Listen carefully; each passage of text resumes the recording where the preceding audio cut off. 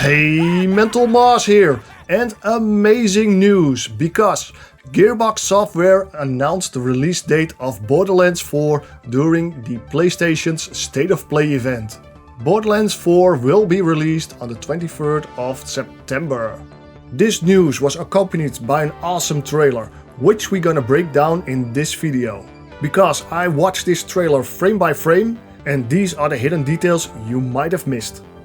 The trailer starts off with the Siren character walking towards the loot chest. But before we open it up, I want to point your attention to the environment. Because if you think it looks familiar, it does. Because we have seen this area in one of the initial screenshots of the game. The animation of the loot chest opening looks great and that gun gets picked up smoothly. So let's have a look inside. We have some ammunition on the left. Then what seems to be an uncommon Molly-1 rifle. In the center we have a legendary Vladov rifle. I initially thought this was a dull rifle with a drum magazine, but the underbarrel attachment also suggests it's Vladov. And if we look at the legendary loot beam, you can see this orange swirl going upwards. I didn't spot any other colors in the swirl as we have seen in the previous trailer, and there also isn't the rainbow sparkles at the bottom. So there's likely some distinctions going on over here. Next to the legendary rifle we see a epic Jacob's pistol, and next to that is some money, which looks different from previous games because it's no longer green with Marcus's face on it, but it's actually orange with the timekeeper on it. If you look to the right of the clip, you see shapes that resemble some of the constructions we have seen in the trailers. And on the left side of the clip you can see a circle. I don't know if it would resemble Elpis, but there are some shapes that resemble faces. Also notice the arm of the Siren while we are inspecting the weapon. It doesn't have any Siren tattoos, so insert your theories here. In the next shot we are getting a Borderlands 5 check, because as we are charging up this weapon and firing this destructive holographic saw blade, it has some impacting results, as the gore is turned up to 11. We got dismemberments, flying brains and blood all over the place, which is awesome! In the next shot we throw a grenade to this crocodile-like monster. I kinda hoped that the crocodile would swallow the grenade and then burst all his guts all over the place. However, we are now treated by this stylized explosion, and we'll see different instances of this throughout the trailer. I don't know why there is an anchor point for our grappling hook on this thing, because are we supposed to jump over the crocodile? But if this area looks familiar to you, you might remember it from this scene from a previous trailer. This animated skull can be seen on a rock wall later on in the trailer, which I'll quickly show off here. But don't let that skull distract you from the next hidden detail. Because if you look to the bottom left and right of the screen, you can see these icons floating up. It is currently unknown what they are for, but they might have something to do with the next thing. Because the enemy we just killed dropped a mysterious item. And we can see different instances of this throughout the trailer. And if we take a closer look at the item, it has some resemblance. I initially thought this was some kind of shield booster only for a armor bar. However, later in the trailer we see the playable character defeat an enemy and one of those boosters drops and bumps into it. But if it was an auto pickup, the icon should have appeared, and that's not the case. And then we have this mysterious tweet by Randy Pitchford as he responds to Moxie when asking about these mysterious drops. So does it mean that Iridium is a booster for Sirens and Ordinite is a booster for us in Borderlands 4? This new element would also explain why the Timekeeper's portal is glowing orange instead of purple as we saw in previous games. But going back to the start of this scene, we can also see a sniper with a laser scope in the background. Gearbox Software did a similar thing with snipers in Battleborn, If you stood in the laser for more than 5 seconds, the enemy would take the shot. Another cool gameplay detail is this glowing light behind the grenade that's being thrown at you. The Borderlands franchise gets a lot of flack about visual pollution, and these little design details make it easier for you to read the screen. Then we have the Brute Vault Hunter jump up in the air and summon his 2 elemental axes, which are formed by the little drones he carries on his back, and we'll see those in action again later on in the trailer. But once again, a massive impact on the enemy, lots of blood and gore, and we see one of those mysterious items drop from the enemy. In the next scene we see the Vault Hunter that we defined as the assassin type attack several enemies. However, those smooth energy blade moves are nowhere to be found in this scene. Because after he TDR chucks this enemy in the face, we see him destruct an additional weapon, which contains some destructive capabilities. The digital visor overlay is pretty prominent in this shot. I'm not sure how I feel about that. I'll have to play the game to experience how intrusive that is. Zane's barrier in Borderlands 3 also claimed a lot of screen space, but they eventually toned that down. So for now I'm going to park it and wait for September 23rd, because that's when Borderlands 4 will be launching. In the next scene we see the Siren hold a purple orb and then launch it into the enemy in front of her. Again, no Siren tattoos on her arm, so leave your fan speculation down in the comments below. But what we can see is some purple smoke at the bottom of the screen. This suggests to me that this isn't just a simple fire and forget ability. So are these powers available for a limited time, and the purple smoke is an indication of that? In the next shot we see the Brute Vault Hunter summon his drones again. But in this shot he's using them to quickly dash punch his way to the enemy. His left arm seems to be infused with the fire element this time, as there's also a fierce fiery explosion on impact. But again, I think there's more to this ability, as we can see fire effects at the top and bottom of the screen. If I had to guess, this is some kind of enrage ability, where the brute gains additional bonuses while the effect is in place. But if we go back to the start of this scene, we can see the shockwave that Beastie is sending out, and these also seem to be holographic energy based, similar to the first weapon we saw at the beginning of the trailer that shot the saw blade. So I think we can see some cool effects due to this throughout Borderlands 4. Then there's a drone attacking us in this scene. Beastie has a green glow to him, so is he a corrosive enemy? And I think we also have seen this location from a distance in the previous trailer, as this scene might be taking place down here.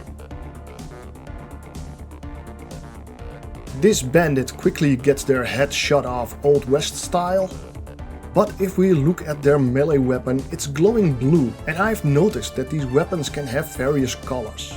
Therefore I think each color will deal a different elemental damage. In this shot we quickly TDR chuck 2 weapons.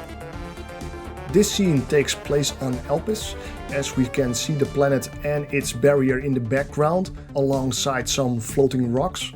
And while it's interesting to see a psycho blow himself up, I want to point your attention to the background, because here on the right we can see a oxygen geyser from Borderlands the pre-sequel. So is Gearbox Software bringing back the OZ kits?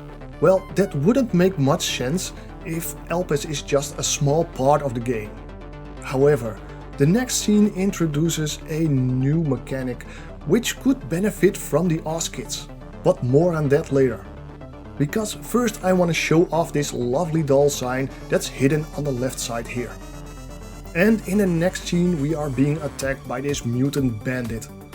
But if we look to the background to the right here, we can see some distinct angular patterns. Is this an indication that we can climb up the rocks here? But why wouldn't there just be a ladder or an anchor point for the grappling hook?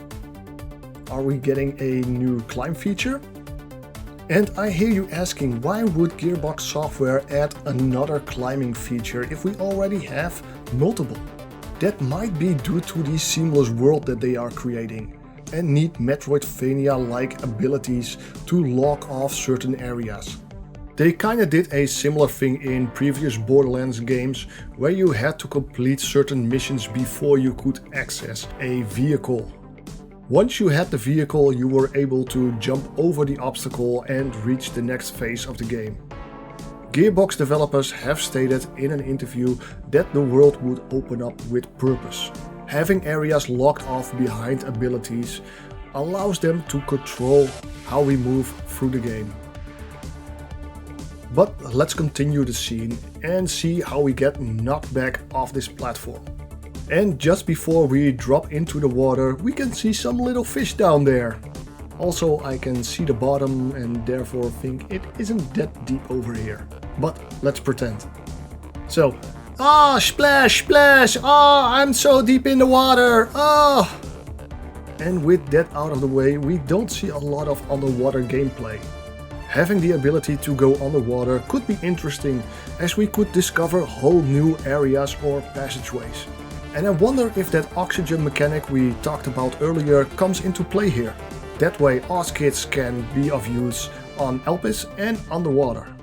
It does look like we can't use weapons while we're swimming, because we see our character only gripping their gun once we jump out of the water. Then there's some sliding, some gore and another one of those armor plates. In the next scene we're going to use our lash onto the anchor point to jump up onto the next platform. A fun tidbit is that this anchor point is marked by a giant arrow, and for those that are paying attention, there's another anchor point over here. And while we glide through the air, we're gonna shoot these bandits with our badass Jacob's shotgun, perform a double jump to get more distance, ignore the floating barrel in the corner and throw a grenade to the bandits beneath us. And while you were looking at the gory explosion, you likely missed this bandit here in the background. In the next scene we see our Molly 1 mechanic charge up this giant cannon, which fires this disco ball. You can see the projectile move through the enemy, who is now infected by the electric boogaloo because they still emit these disco lights. And if we take another look at the disco ball, it turns out it's a nuclear disco ball. Look at that explosion. Mr. Torque would be proud. We did see one of those stylized impacts again when the projectile moved through the enemy. This seems like some kind of drilling pod.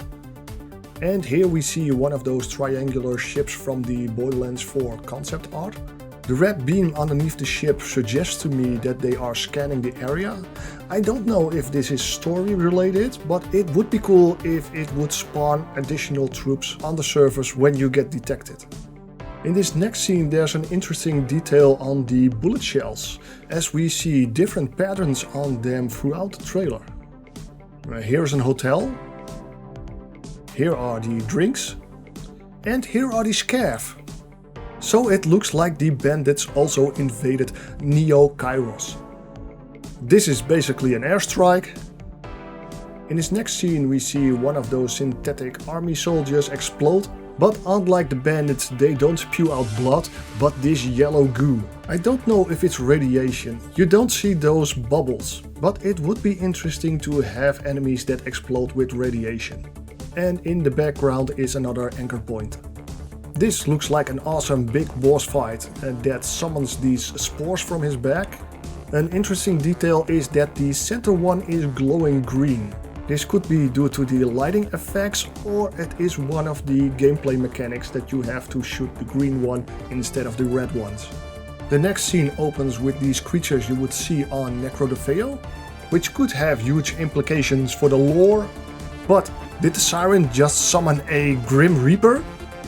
A Face Reaper? This is gonna be mayhem. A noteworthy thing is that the Face Reaper is being summoned with the right hand and not the left one, although it is on screen for just a little bit. And our Face Reaper does have Siren tattoos. So that's an interesting detail, as the Siren tattoos have been missing on the Siren character in this trailer. In the next scene we see the Siren character throw a knife, which reminds me of the fastball from previous Borderlands games. And once again, no Siren tattoos on her arm. And in the other hand we can see that she is clearly carrying a Vladov weapon, as there are spinning barrels on spinning barrels. So that's my breakdown of the Borderlands release date trailer. And I must say, this trailer got me excited to play the game. And I think if we saw some of those action skill in action in the previous trailer, that one would have been received more positively. But it is what it is. One of the things that I missed in this trailer was another hidden code for the community to decipher. They did announce that they will be doing another big reveal during PlayStation's State of Play Spring Edition. So mark that on your calendar and I'm gonna make some more Borderlands 4 videos for you. See ya!